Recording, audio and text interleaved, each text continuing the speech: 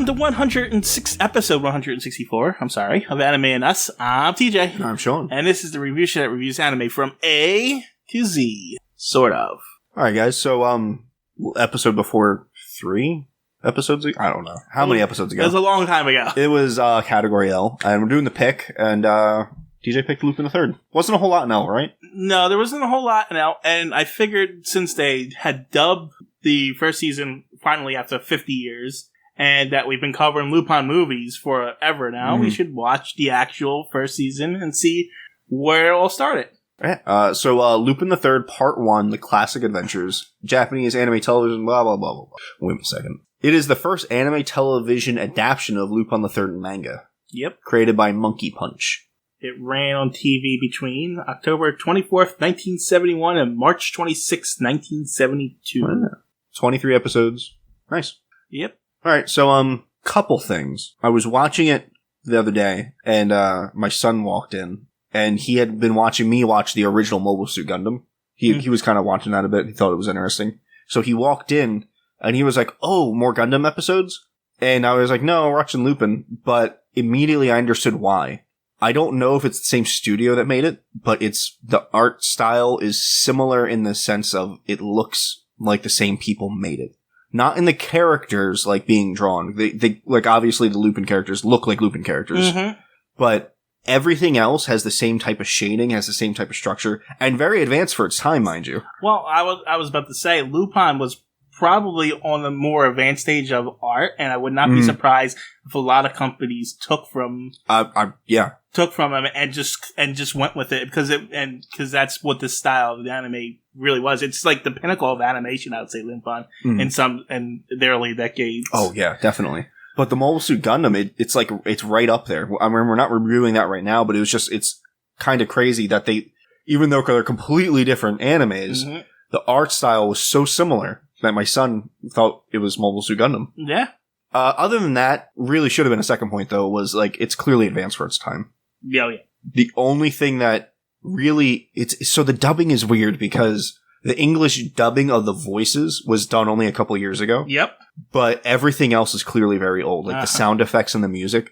But it works somehow. I don't know how they made it work so well, but it works. It works, and it's pretty impressive that it still sounds like the English cast from forever. It doesn't sound like they've aged all that much, if at all. Yeah, it makes me not believe that it was dubbed only a couple years ago. But we looked it up, and it was the first time it was dubbed. So I don't understand it. Yeah, I know, because when Lupin came back, was on back in Cartoon Network and Adult Swim, I looked for the first series just to see if I could check it out. And there was never a dub of it, and then I was informed by my brother that it was finally dubbed a couple years ago, and I was like, oh, okay.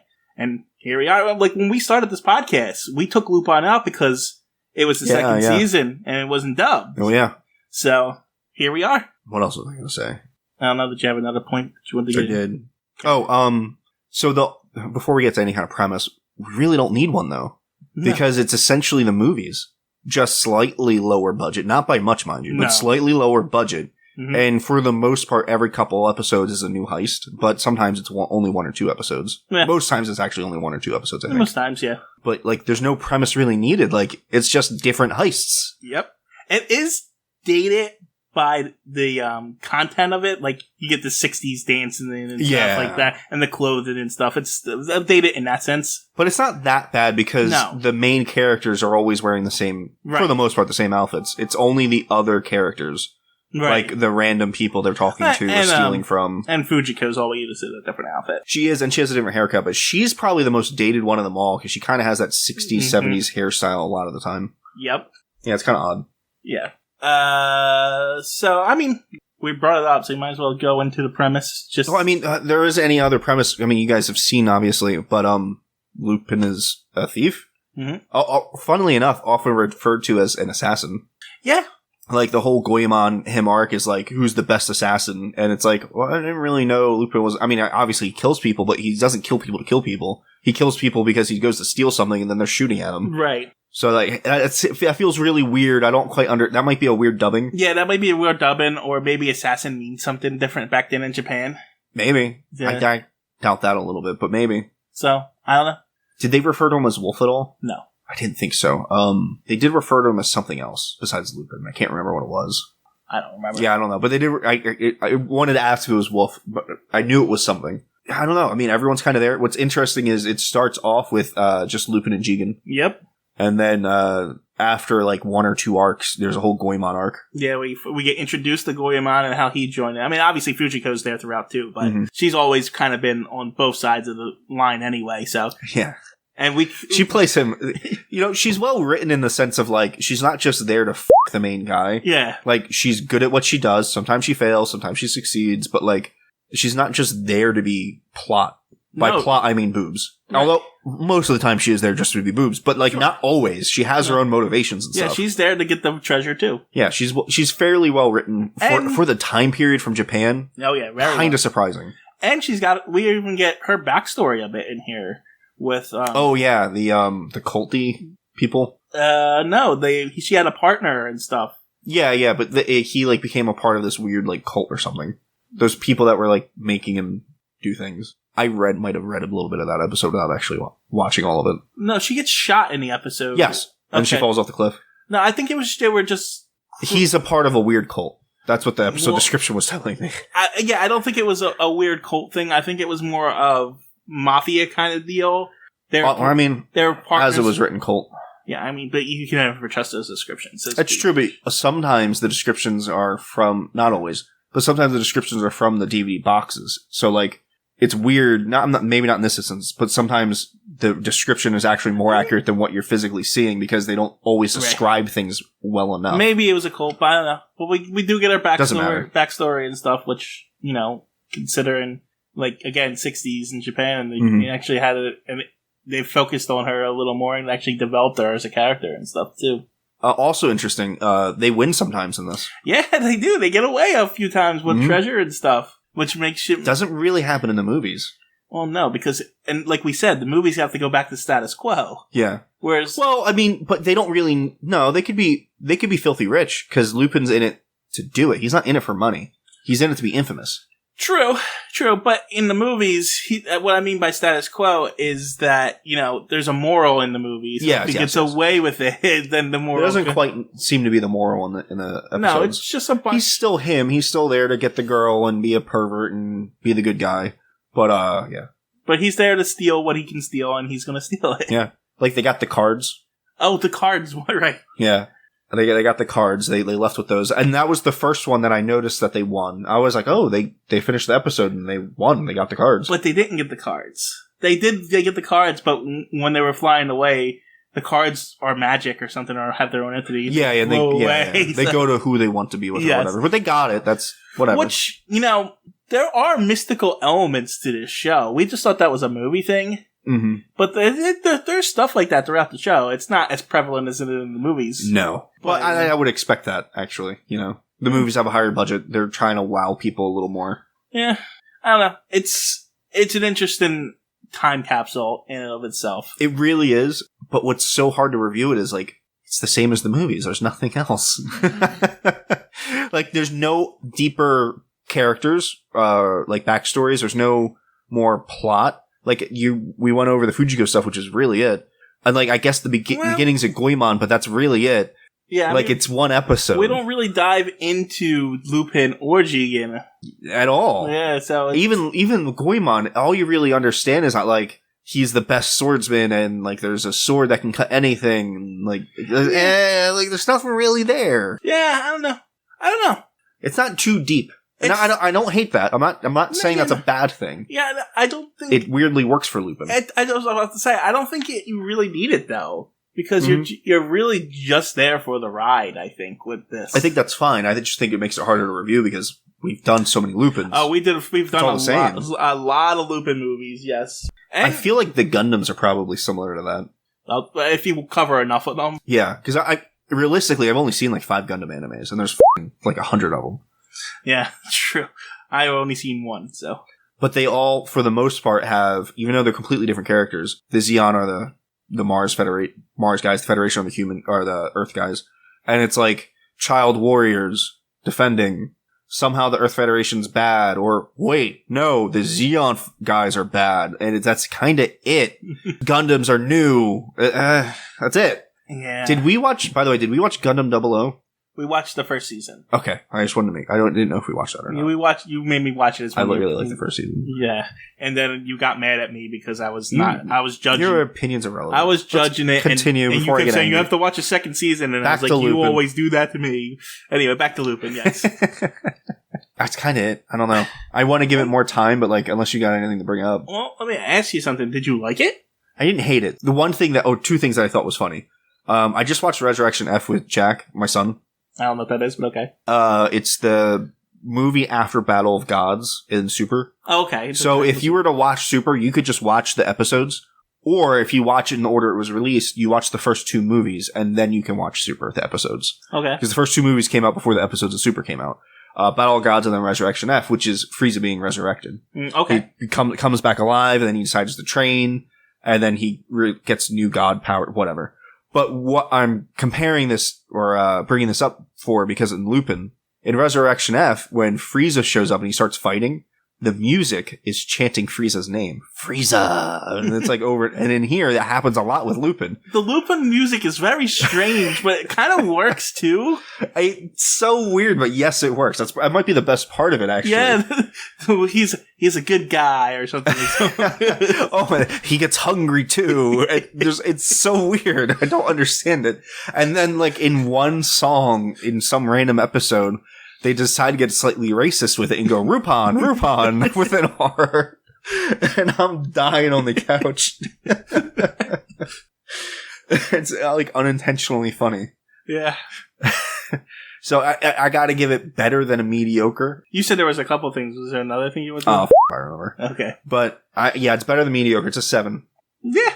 I was actually surprised at how well held up, considering how old it is. And I was actually surprised that it was... Actually, I think it's better than the movies. In a lot of ways, and in some ways not. Well, yeah. But like, the art is, I think, a bit better in the movies. Well, yeah. I mean, as far as, like, storytelling and stuff like that. I mean, of course, it's TV shows. But storytelling is pretty important. Yeah, but, I mean, of course, you got a lot more money. More for episodes and stuff like that, and stuff like that. But I don't know. It just feels like the movies were formulaic, and despite every time, even though everything was a heist, everything felt different with each new episode that came that was fair.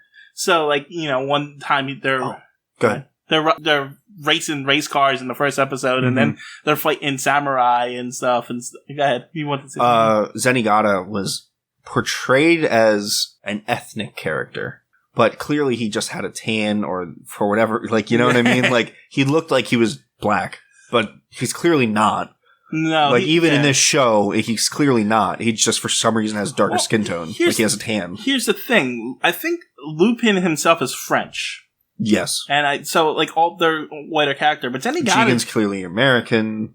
Yeah, Jigen's clearly American, but Zenigata is supposed to be Japanese. Mm-hmm. So he's, like, from the Japanese police force. So I think that's why they went with the darker skin tone. But Japanese people are, like, pale as a ghost. Yeah. It doesn't make any sense. Yeah, I know, but I think that's why they went with that. I don't even know if they can get a tan, like, naturally. I mean, Goemon's also Japanese, and he's kind of pale, too, but... Yeah, but he's supposed to be. Right. So why isn't Zenigata? That's my point. That's the only thing I can think of. He's supposed to be Japanese, just to differentiate him from Lupin and stuff like that. Oh, well. But, yeah, that's it. Whatever.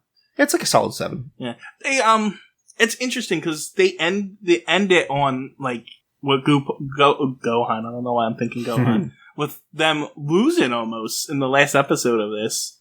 Yeah. And, like, they think they're dead, and then they end up with Zenigata realizing that and then chasing them. But if you watch the second season, first episode, they had broken apart for 5 years at that point. Mm-hmm. So it would have made more sense if they ended on, like, hey, Lupin and his crew are dead here, and then they didn't do that. So, I don't know. I just thought it was interesting. But yeah, I think I'm with you for the 7. It's an actually really good show, considering... When it came out, yes. When it came out and everything else. And I think we were just a little burnt out with the movies. Yeah, it was good going to Z. Yeah, we were definitely getting burned out because we were getting a little tired of Lupin. And I think taking a break from it and then to watch... There's like a little nostalgia factor now. Yeah. It's kind of weird. But we'll get back to the Lupin movies eventually. All right, guys. So, category M for next week. Or next episode, I should say. Yep. To be fair. there's really only two options, which is My Hero Academia. Which we already covered, but there's a new season. There's a bunch of new seasons. Well, we got the 3. How many's released now? They're finishing 6 right now. Oh, there's already 6. Okay. I thought it was only up to 4, but okay. And I'm in the manga, and the manga's at least a whole season past where they're at. Okay. Like, minimum. They're probably a season and a half. But the point is, we had already covered it. Yeah, we've already covered it. I mean, I wouldn't mind going back to it. I mean, eventually. But I would want to do more than one season. I would want to do 2 or 3 because it's one of those animes where they make seasons and they don't always stop at a good point. They just sometimes, especially season 4, I believe, if I'm remembering correctly, it just kind of stops at this abrupt point where it shouldn't have. It should have kept going. Right. So I don't want to just watch one season of it when we go back to it. I want to watch at least 2. Anyway, it was that or a Mobile Suit Gundam of some kind. Right. So now, the obvious pick, honestly, would have been either Iron-Blooded Orphans, which I'm a big fan of, or the original Gundam. Mm-hmm. But I just watched the original Gundam. And while that would be super easy for me to watch, I want to watch the next one. Because the original Gundam has its own timeline. The UC, Universal Century, I believe is what it stands for, timeline. So there's a bunch of different Gundam animes that, for the most part, don't have much to do with each other, but they're in the same timeline. So, like, they're in the same universe. And then some characters bounce around here and there. But, so, like, I want to watch the next one, but if I have another anime to watch or rewatch, then I can't watch the next one. So, you're just going to watch the next one with me. So he's making me watch the 2nd season of Mobile Suit Gundam, which I'm going in completely blind. Well, to be fair, so am I. I haven't seen it. I've always wanted to watch it. I just haven't. I won't even have the context of the first season. That's fair, but, like, most people that watched these didn't. You know what I mean? Like, 08th MS Team aired on Cartoon Network. To be fair. Without the original, the one before it. So, what's the difference? To be fair, I would be complaining either way. Yeah, so that's why I don't feel bad about it. Anyway, Mobile Suit Gundam, 08th MS Team. Plot summary, UC 0079. In the middle of the 1-year war, Ensign Shiro Mada is transferred to Southeast Asia to command Kojima Battle Battalion's 08th MS Team, a small army of soldiers piloting RX-79 Gundam ground-type units. During the skirmishes in the jungle, he confronts an H-Zeon pilot, Norris Packard, and falls in love with well, that's a lot. Like, it's going to tell me everything that's going to happen. I don't want to read that anymore. So how these picks usually work is we confer on what we're going to watch, but we each get a letter and one of us has final say. And the moment when I did the math in my head and knew you had M, I knew I was going to be stuck with Gundam. It was close. I almost went with My Hero. But I was prepared for a Gundam, so it was like whatever. So, but yeah, so I guess we're doing It's only 12 episodes. Yeah, I'm generally surprised by that. But how long was the first one? 44, 41, something like that. So you actually lucked out not going for the first one. Yeah, I definitely did. And then there's a movie afterwards, Char's Counterattack. Char's the bad guy. Okay, whatever. We're going to cover Mobile Suit Gundam, the 08th MS Team. All right, guys. See you next time. Bye.